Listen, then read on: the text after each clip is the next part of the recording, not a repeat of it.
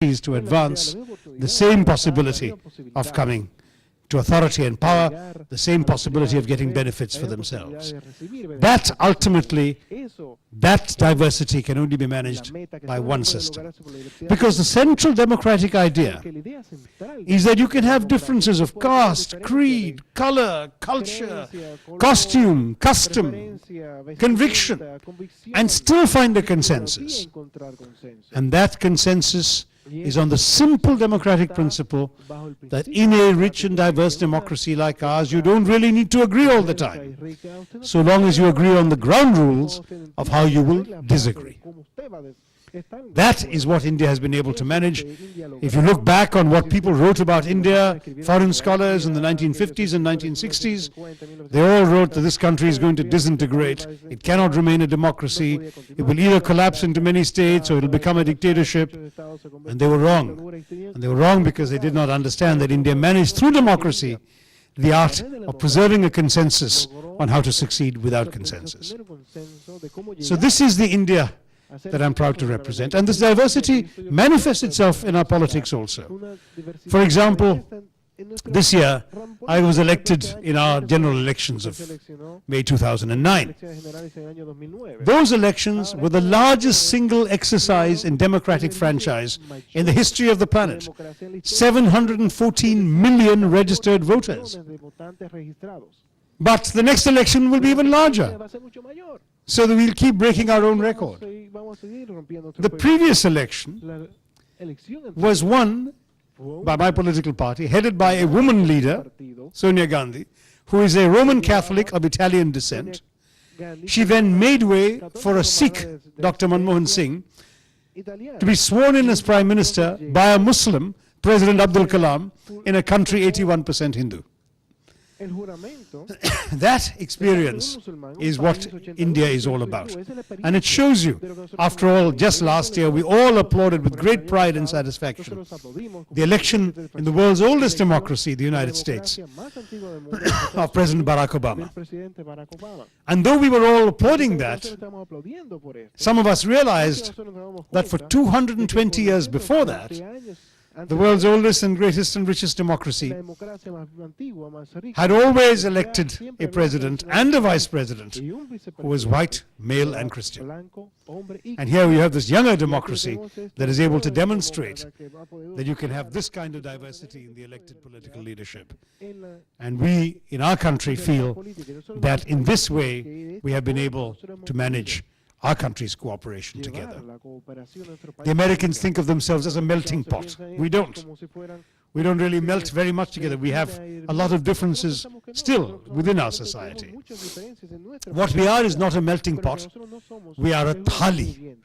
If you go to an Indian restaurant, you will get a thali.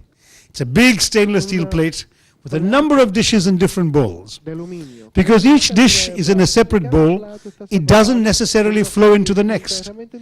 But all the dishes belong together on the same plate, and they combine together on your palate to give you a satisfying repast. That is the India that I'm proud to represent here today. Diverse, democratic, and trying to bring about change, trying to overcome poverty, trying to promote development through the process of democracy. So we never accepted the argument that some made that democracy is incompatible with development. On the contrary, we insist that democracy is the best means of pursuing development. It may not be the most efficient means. We know of some autocratic countries who have grown faster, who are able, for example, if they want to build a 6-lane expressway, they can bulldoze every village in their path, and they have done so. In our country, if you want to widen a 2-lane road, you will get tied up in court for years with somebody doesn't want to sell their land, somebody wants to object to the compensation paid, there'll be court cases, but that is our system. When change eventually comes, it is fair, it is accepted, and it's like the elephant again, because when the elephant starts moving, it is very difficult to change it from its chosen path.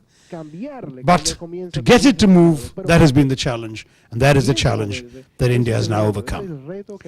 There is a lot more I could say to you today, particularly about aspects of India's change, but I wanted to try and focus on the brief themes of democracy, development and transformation, so as to leave enough time for you to ask your questions and for me to be able to address what is on your minds. Let me briefly say, however, that I'm very pleased to be here in the Dominican Republic on what is, in fact, my first visit to Latin America as a Minister of State of the Government of India. For me, the Dominican Republic is a place I've heard about. I used to work for the United Nations in New York, and of course it was a fantasy weekend getaway for many of my friends in that city. Everyone speaks about how beautiful your country is, and you are represented in India by a very dynamic and energetic ambassador who has been telling me every day that I must come to the Dominican Republic. And so for us, this is a relationship that has already begun to be good but can be much better. We have to strengthen our knowledge of each other, our awareness of each other.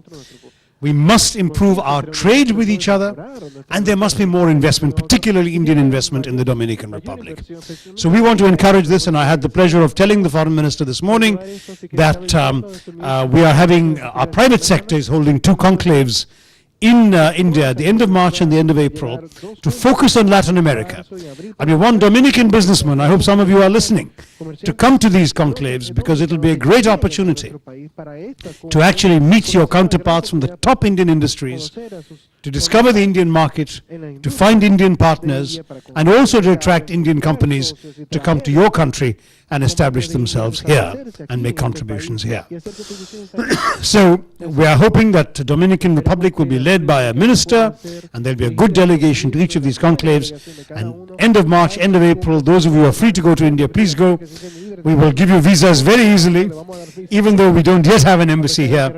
I'm very pleased to say we will have an embassy in the Dominican Republic before too long.